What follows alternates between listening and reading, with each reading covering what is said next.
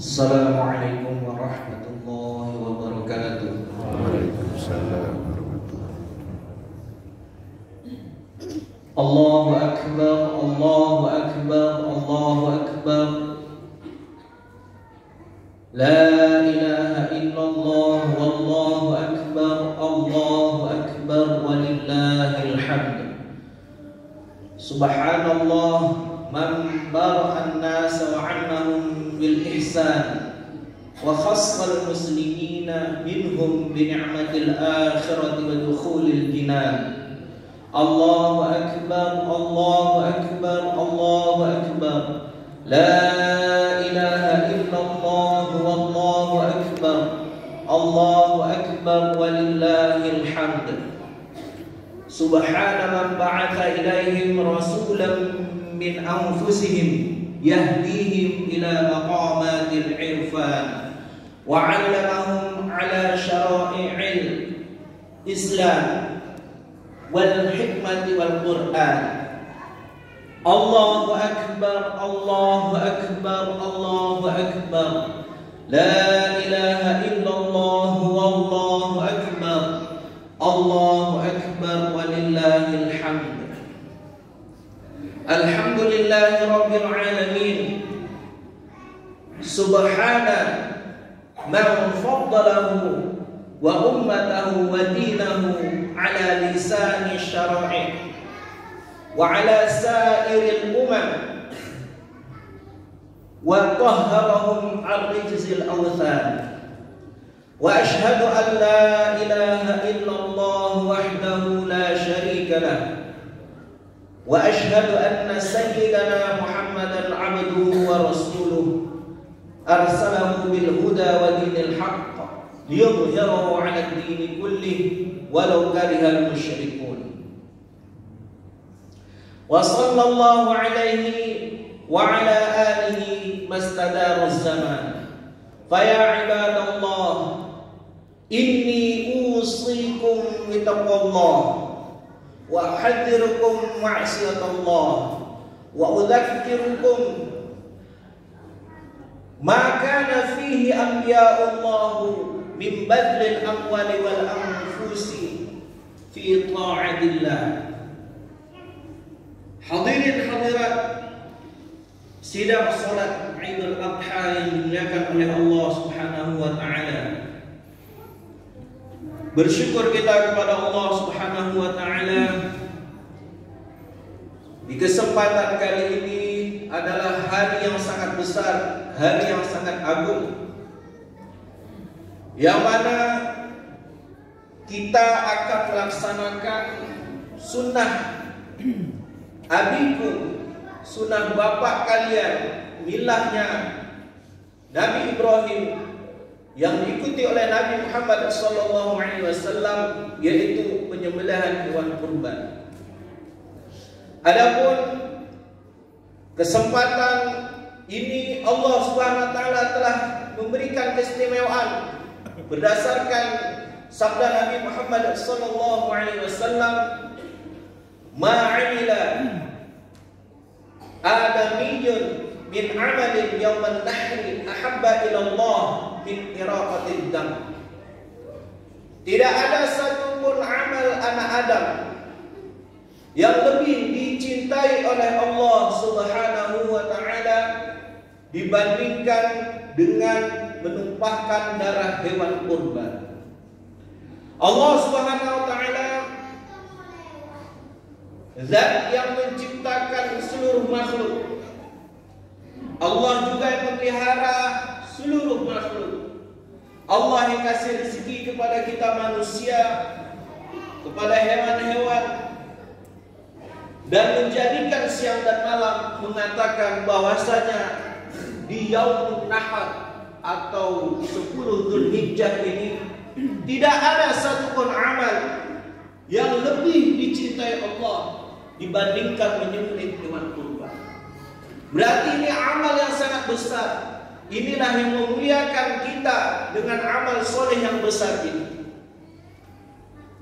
Wa innaha la ta'ti yaumal qiyamah bi qurumiha wa ash'ariha wa awlafiha.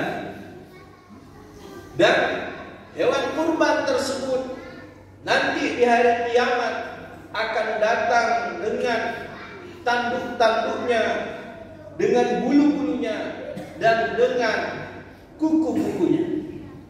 Begitu besarnya Allah Subhanahu wa taala memberikan karunia kepada umat Nabi Muhammad sallallahu alaihi wasallam ini, sehingga kita memiliki banyak-banyak saksi. Bukan satu tapi banyak sekali melalui amal hewan kurban. Di dalam ayat suci Al-Quran, Al-yawma nakhtimu ala afwahihim wa tukallimuna aydihim wa tashhadu arjuluhum bima kanu yaksibun. Nanti di akhirat kelak Allah Subhanahu wa taala akan memberikan suatu perihal keadaan yang mana berdasarkan firman Allah, pada saat itu kami akan menutup mulut-mulut mereka. Mulut kita yang bisa bicara pada saat ini, di akhirat tidak bisa berbicara sedikit pun untuk berbohong. Yang terjadi adalah yang akan berbicara kepada kami adalah tangan-tangan mereka. Kedua tangan kita akan bersaksi atas apa yang kita perbuat. Kemudian kaki-kaki kita dengan apa yang telah diperbuatnya, bahkan yang di antara kedua kaki kita, kelamin kita pun akan diceritakan oleh kaki. Maka begitu banyak saksi-saksi mengenai perbuatan kita. Maka perbandingannya dengan hari yang besar ini, maka saksi-saksi kebaikan kita akan menjadi lebih banyak dibandingkan saksi-saksi keburukan kita. Itulah harapan.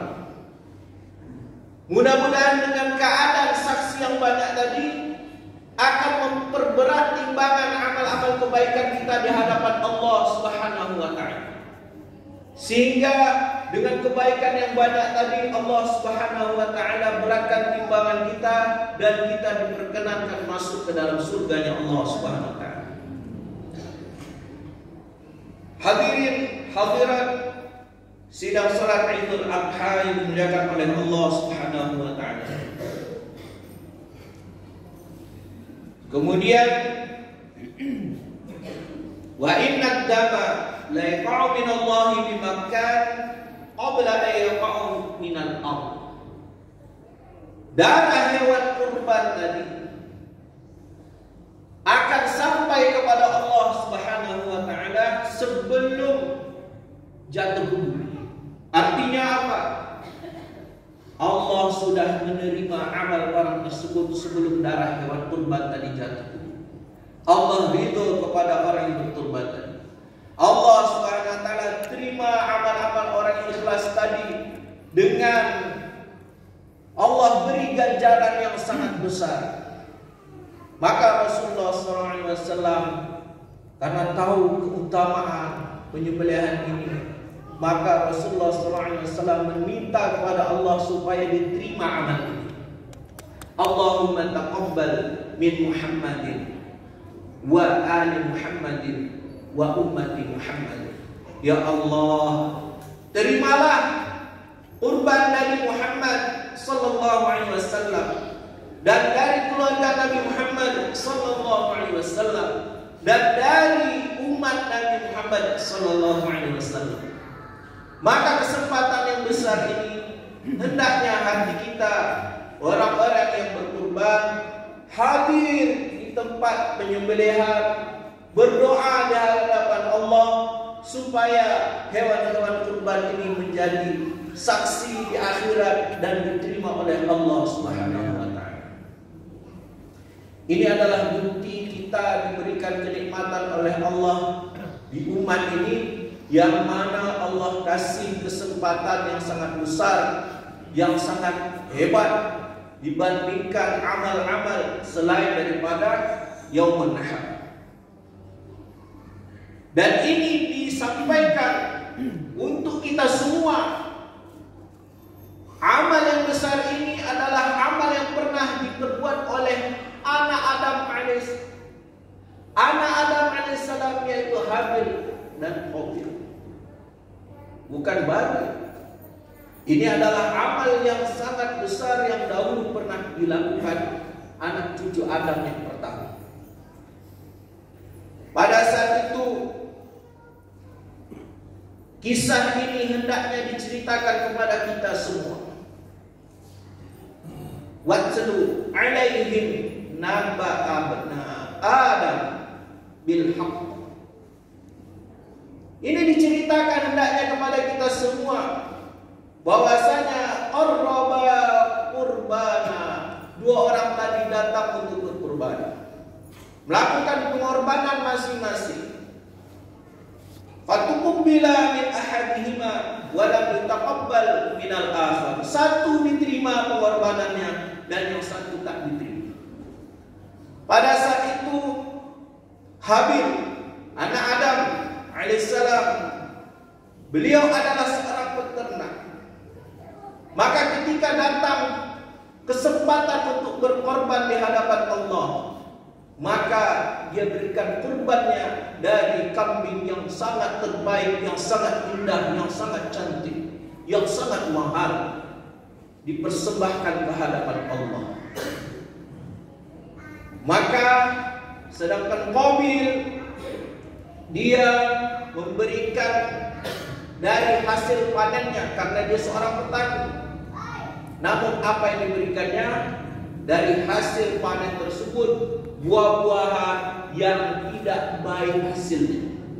Maka ketika dihadapkan dua pengorbanan mereka, maka kurbannya dari Habil yang diterima oleh Allah, maka kambingnya diangkat oleh Allah Subhanahu wa taala. Jadi sesuatu yang dicintai, yang terbaik itu diberikan kepada Allah yang telah menciptakan kita, memelihara kita, memberikan kita rezeki. Inilah yang dikatakan bahwasanya amal yang besar. Maka Allah angkat kambing tersebut. Dan kisah ini kembali terulang di zaman Nabi Ibrahim alaihissalam bersama anak, yang mana pada saat itu falamma balagha ma'ahu sa'i, ketika Ismail alaihissalam telah sampai di umur yang mampu bekerja, maka Nabi Ibrahim alaihissalam mengatakan, qul ya bunayya inni ara fil manami anni azbahuka fanzur madza tara. Wahai anakku, sesungguhnya aku melihat engkau di dalam mimpiku. Sesungguhnya aku menyembelih engkau. Apa pendapat engkau? Qal ya abati if'al ma tu'mar satajiduni insyaallah minas sabirin. Wahai bapakku, lakukanlah apa yang telah diperintahkan, maka insyaallah engkau akan mendapati aku termasuk dalam golongan orang-orang yang sabar. Maka Nabi Ibrahim alaihissalam melakukan kurban tersebut. Sebenarnya ini kisah adalah kecintaan seorang bapak kepada anak.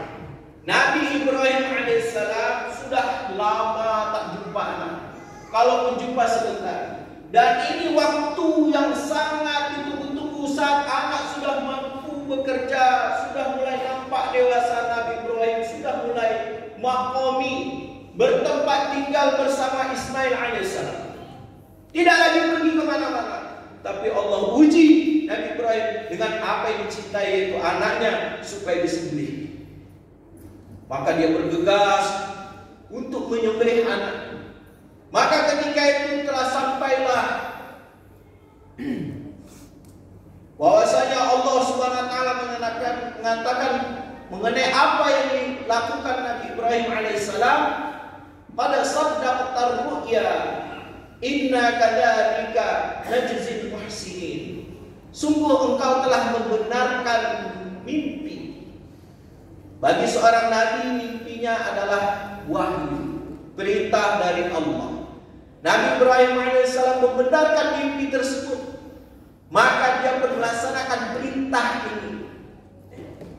Maka ketika itu Allah Subhanahu wa taala telah mencukupkan ujian Nabi Ibrahim, bahwasanya beliau telah lulus dengan ujian anaknya yang dicintai. Maka dengan seketika Nabi Ismail alaihissalam digantikan dengan kambing yang pernah diangkat oleh Allah dari Habil tersebut. Sudah ribuan tahun disimpan oleh Allah, kemudian Allah turunkan kembali di hadapan Nabi Ibrahim alaihissalam. Maka pada saat itu, setelah di hadapan beliau, maka beliau langsung melihat ini yang sudah di depan beliau, pisau di leher Nabi Ismail alaihissalam berubah menjadi seekor kambing.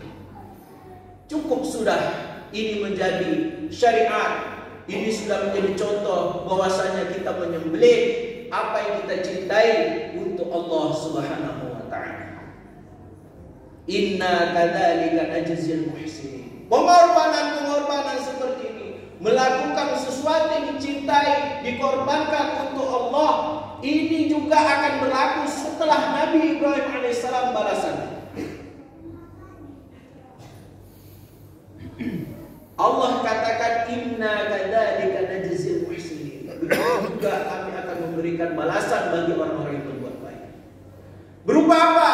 Allah berikan keturunan Nabi Ibrahim alaihissalam, keturunan anak-anak yang soleh.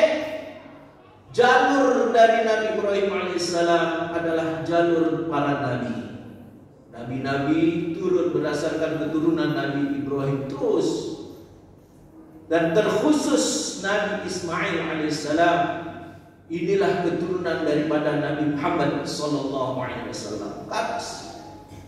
Sudah jelas nyata bahwasanya dengan pengorbanan yang dibuat oleh Nabi Ibrahim beserta Ismail yang siap dengan perintah Allah tadi mendapatkan keturunan yang baik-baik, maka ini juga Allah akan memberikan kepada kita inna kadzalika najzil muhsinin. Sungguhnya kami memberikan balasan bagi orang-orang yang berbuat baik. Ini kepada kita semua.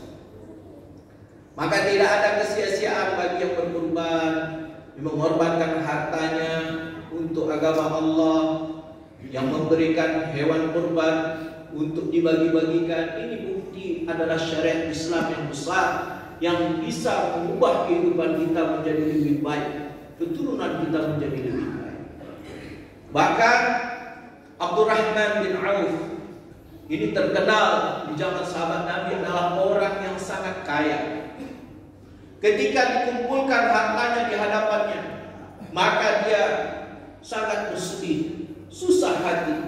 Maka dia sampaikan di hadapan istrinya. Maka istrinya menenangkan hati daripada Ibrahim alaihissalam. Aku sudah mencatat beberapa orang miskin di kampung ini. Aku sudah mencatat beberapa orang-orang fakir di kampung ini. Biar aku yang membagikannya. Ketika hartanya dibagikan oleh istrinya, maka telah habislah hartanya untuk agama Allah, di jalan Allah. Maka tenanglah hatinya, lega hatinya. Begitulah amal-amal sahabat Nabi Muhammad SAW ketika mereka mengorbankan hartanya untuk agama Allah. Maka orang-orang yang berkorban tadi dilipat gandakan pahalanya oleh Allah Subhanahu wa taala. Yang mana mathalul ladzina yunfiquna amwalahum fi sabilillahi kamathali habbatin ambatat sab'a sanabil fi kulli sumbulatin mi'atu habbah. Allah berikan permisalan bagi orang menginfakkan hartanya di jalan Allah sebagaimana benih satu biji yang menumbuhkan 7 bulir. Dan dari setiap bulir itu ada 100 masing-masing bibit ataupun biji. Satu kita korbankan, 1 rupiah akan mendapatkan 700. 700 kali lipat. 100.000 dikalikan 700 kali lipat. Maka kalau seperti ini keadaannya, maka Allah akan memberikan ganjaran yang besar bagi orang-orang yang beriman beramal soleh. Dan inilah yang disimpan di akhirat kelak. Suatu ketika Rasulullah SAW, sahabatnya, ahli keluarganya menyembelih kambing untuk dibagi-bagikan.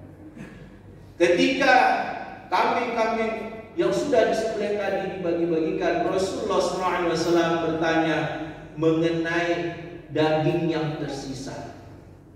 Maka seorang ahli keluarga yang mengatakan ada satu kikil dari daging-daging itu yang tersisa.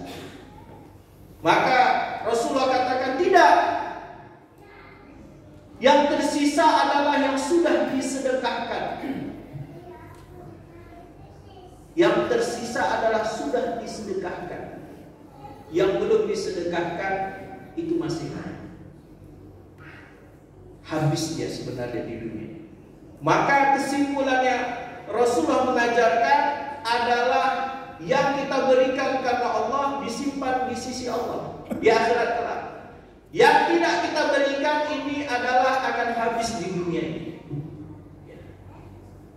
Maka ketika kisah ini kita ambil dalam kehidupan kita, bahwasanya harta kita ini adalah yang bersama Allah, yang Allah jaga nanti ketika kita kembali kepada Allah. Bahkan diterangkan dalam satu mafhum, harta-harta kita ini akan menjadi kendaraan kita di mahsyar.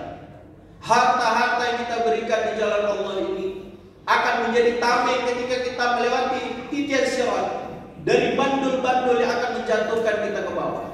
Dia akan menjadi pelindung kita. Tapi orang yang pelit, kikir, tidak mau menyedekahkan hartanya di jalan Allah, maka harta-hartanya tadilah yang akan menjungkalkan dia masuk ke dalam neraka.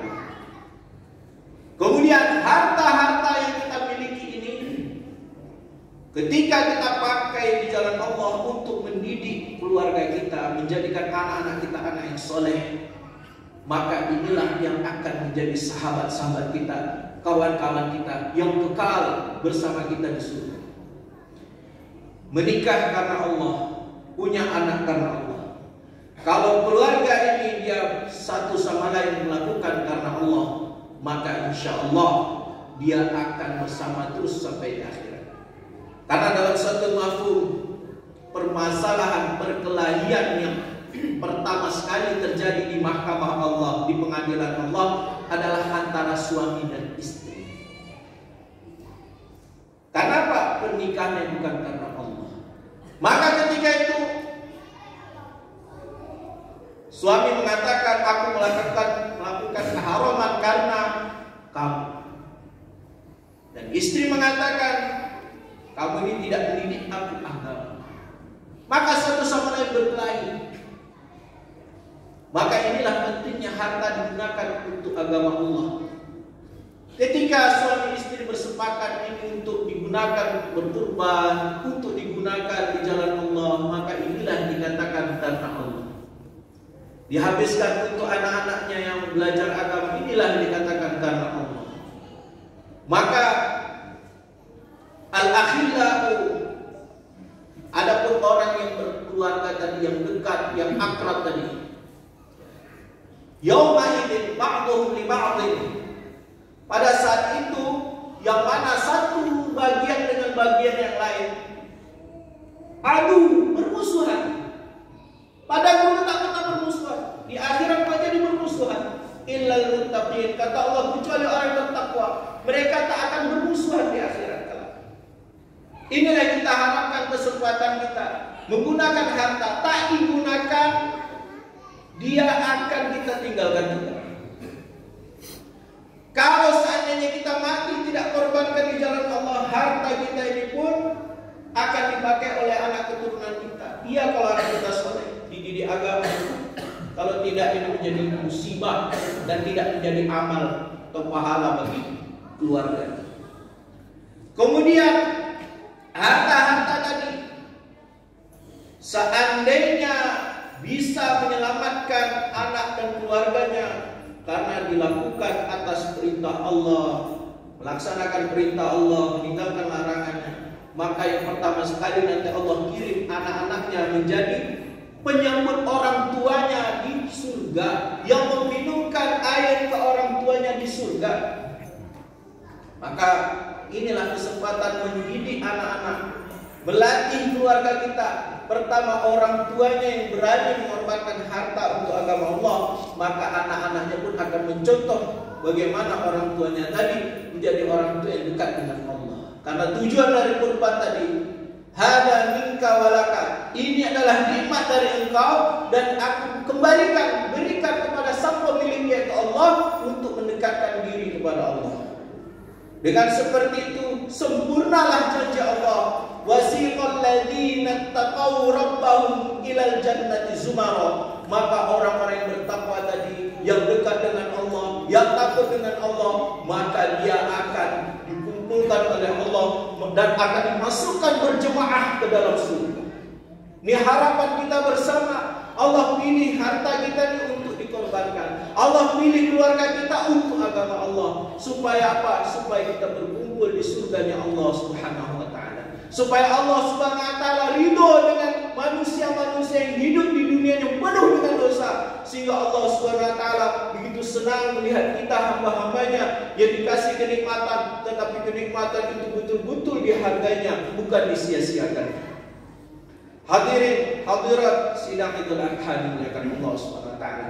Terakhir ialah dengan kita berkorban di jalan Allah. Umar bin Abdul Aziz mengatakan, orang yang berkorban di jalan Allah, orang yang istiqomah dalam mengamalkan perintah Allah, maka nanti ketika datang sakaratul maut, waktu yang sangat susah, begitu hausnya orang yang akan meninggal dunia, sehingga kalau diminumkan air satu lautan tidak akan hilang hausnya, maka malaikat Allah akan datang, alla khaufun wala tahzanun, yang mana dia mengatakan kamu tak ada kesedihan, kamu tak ada kekhawatiran, anak keturunanmu aku yang jaga, kata malaikat Allah. Akan selamat dia di dunia maupun di akhirat, karena bapaknya, orang tuanya adalah orang-orang yang soleh, orang yang mau berkorban untuk agama Allah, mau beristiqamah dalam beramal. Kemudian yang kedua, malaikat-malaikat tadi mengatakan, kamilah akan menyambut kalian menjadi penerima tamu kalian